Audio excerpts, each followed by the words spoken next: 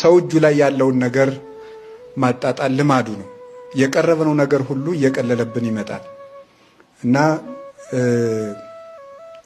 ወርቅ ውድ የሆነው በቅርበት ስለማይገኝ ነው ይላሉ የኢኮኖሚ ባለሙያዎች።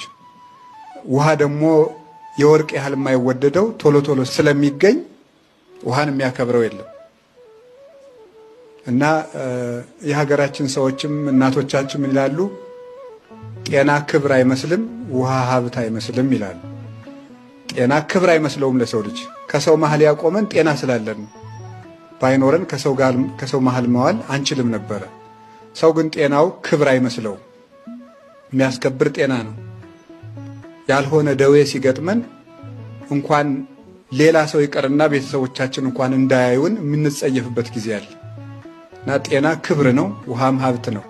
ግን ሰው በጠባዩ አጠገቡ የሌለውን እየናፈቀ ያለውን እየናቀ የሚኖር ጓጂ ፈላጊ ፍጡር ነው ሰው።